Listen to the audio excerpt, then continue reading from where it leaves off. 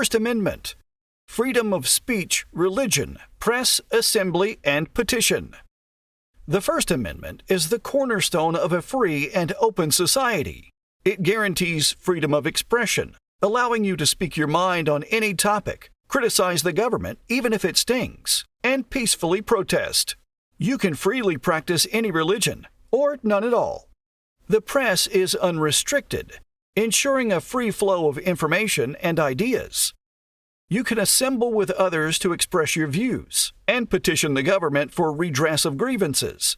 Basically, tell them what's bugging you and ask for a change. This amendment is the foundation for a healthy democracy, where citizens can actively participate in shaping their society. Second Amendment. Right to keep and bear arms. This amendment is a bit more contentious. It protects the rights of individuals to keep and bear arms, though the exact scope of this right is a topic of ongoing debate. The historical context here is about citizens being a part of a well-regulated militia, able to defend themselves and the nation if needed.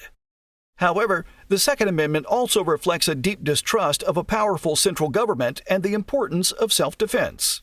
Third Amendment. No quartering in homes. Remember the whole redcoats in your bedchamber thing from the American Revolution? Yeah, the colonists weren't big fans of being forced to house soldiers. The Third Amendment addresses this concern, prohibiting the government from forcing you to provide shelter for soldiers during peacetime. Your home is your castle, and the government generally needs a warrant to enter. Fourth Amendment. Protection from unreasonable searches and seizures. This amendment is all about safeguarding your privacy. It prevents unreasonable searches and seizures by law enforcement. They can't just come barging in and start snooping around your stuff. To get a warrant, they need probable cause, a legitimate reason to believe a crime has been committed, and evidence might be found on your property. This protects you from arbitrary government intrusion and ensures your privacy is respected. Fifth Amendment. Rights of the accused. The Fifth Amendment is a powerhouse of protections for criminal defendants. It shields you from self-incrimination. You don't have to say anything that might incriminate yourself.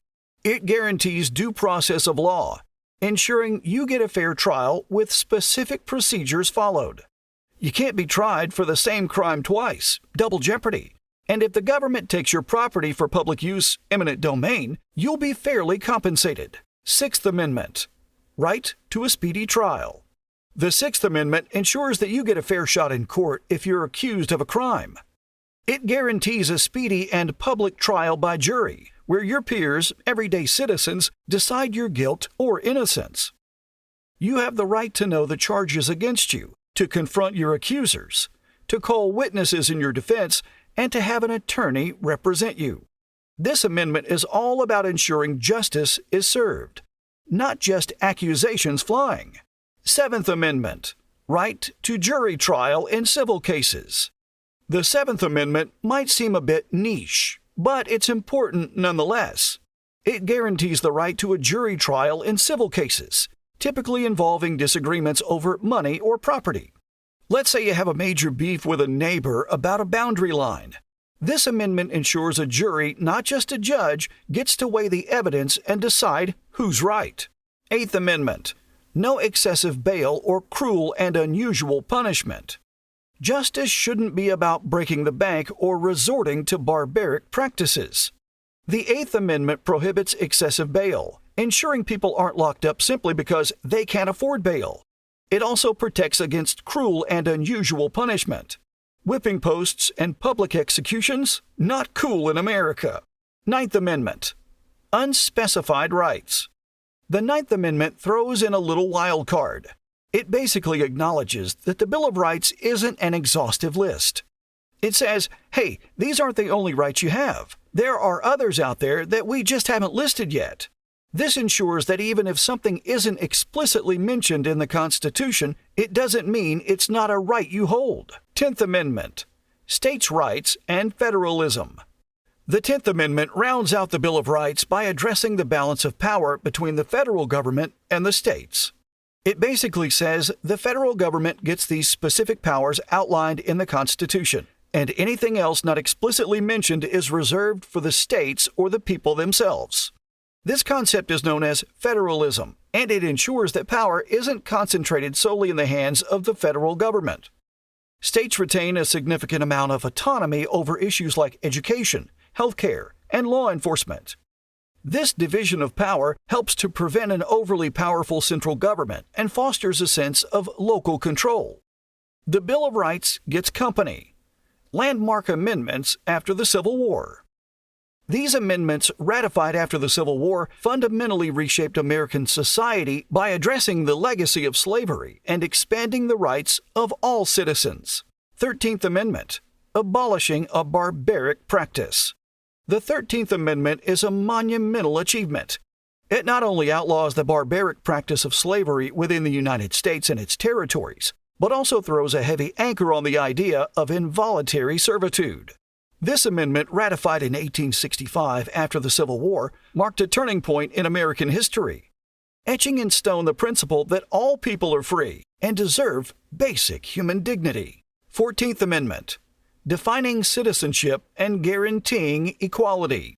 The 14th Amendment, ratified in 1868, is another game changer. It delivers a powerful 1-2 punch.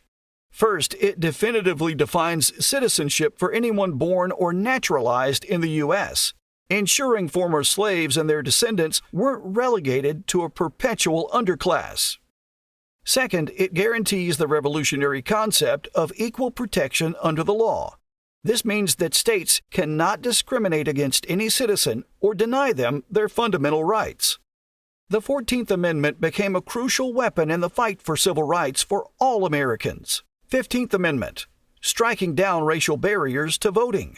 The 15th Amendment, ratified in 1870, takes direct aim at the discriminatory voting practices of the time.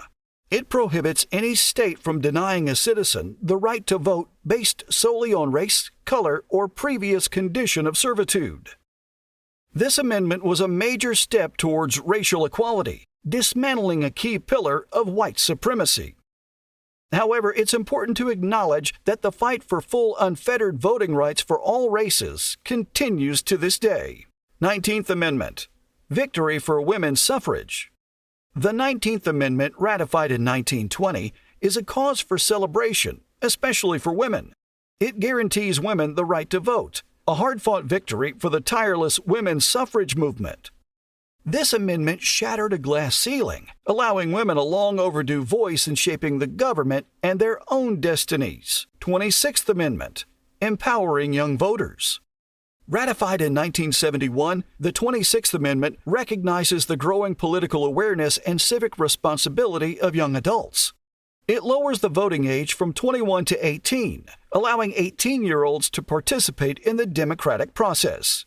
This amendment acknowledges that young people have a stake in their future and a right to shape the country they will inherit.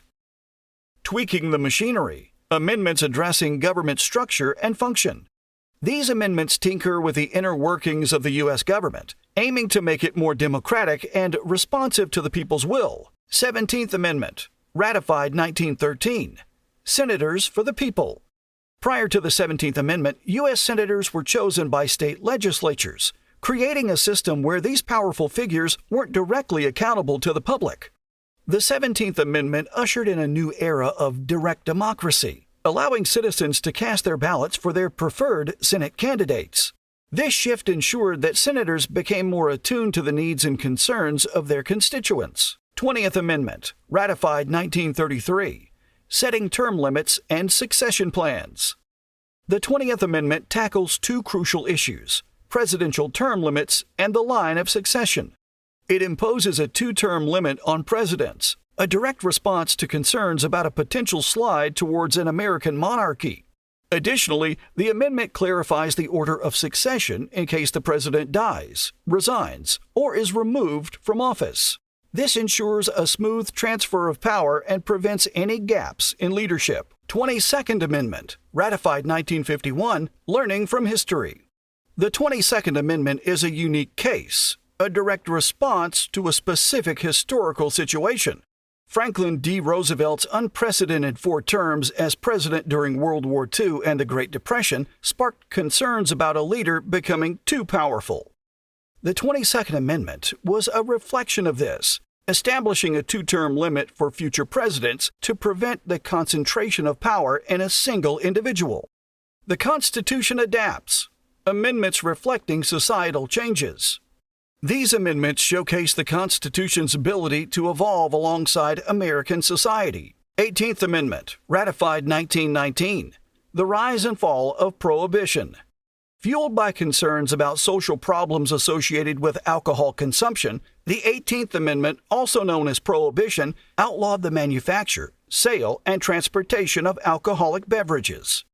This grand experiment in social engineering ultimately proved unsuccessful. The amendment's strictures led to the rise of organized crime and a thriving black market for alcohol. Public opinion eventually shifted, and the 21st Amendment repealed Prohibition in 1933. 21st Amendment, ratified 1933, repealing a failed experiment. The 21st Amendment serves as a powerful illustration of the Constitution's adaptability. It repealed the failed experiment of Prohibition, allowing states to regulate the sale and consumption of alcohol within their borders. The 21st Amendment demonstrates the government's willingness to listen to changing societal views and adjust its policies accordingly. Behind the scenes, lesser-known amendments with big impacts. And finally, let's check out some amendments that often fly under the radar, but have significant impacts on the U.S. government and American life. 11th Amendment, ratified 1795, protecting states' rights in court. The 11th Amendment serves as a shield for state sovereignty. It limits the ability of citizens to sue states in federal court unless the state consents such a lawsuit.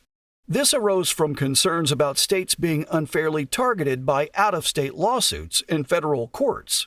The 11th Amendment helps maintain a balance of power between the federal government and the states. 12th Amendment, ratified 1804, avoiding awkward roommates in the White House.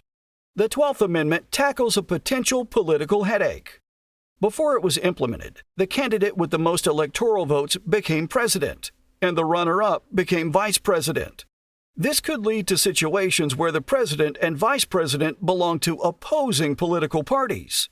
The 12th Amendment prevents such awkward cohabitation by requiring separate ballots for president and vice president. 16th Amendment, ratified 1913, powering progress with income taxes. The 16th Amendment is a game-changer for federal finances. It authorizes the U.S. government to collect income tax directly from citizens without apportioning it among the states based on population. This amendment provided a crucial and reliable source of revenue to fund essential government programs, infrastructure projects, and national defense. 23rd Amendment, ratified 1961. No taxation without representation in presidential elections. The 23rd Amendment extends voting rights in presidential elections to residents of Washington, D.C., the nation's capital.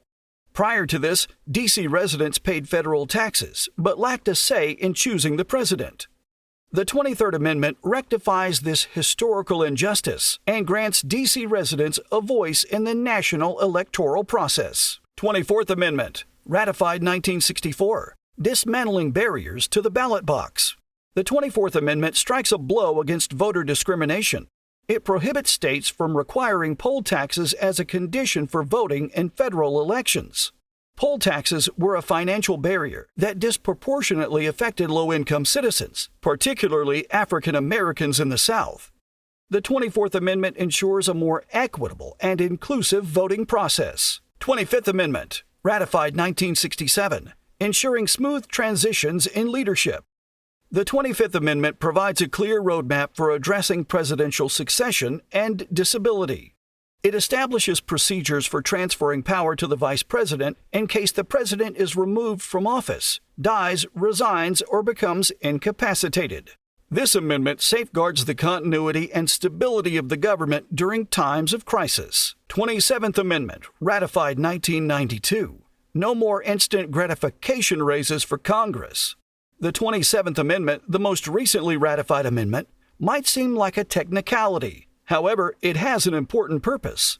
It states that any pay raise voted on by Congress won't take effect until after the next election for the House of Representatives. This ensures that lawmakers can't give themselves a raise and immediately benefit from it. The 27th Amendment promotes accountability and discourages self-serving actions by Congress. The ongoing conversation, amendments, and the future. The amendment process is a complex one, but it highlights the dynamism of the Constitution. These amendments reflect the ongoing conversation about the role of government and individual liberties in American society. They're not set in stone.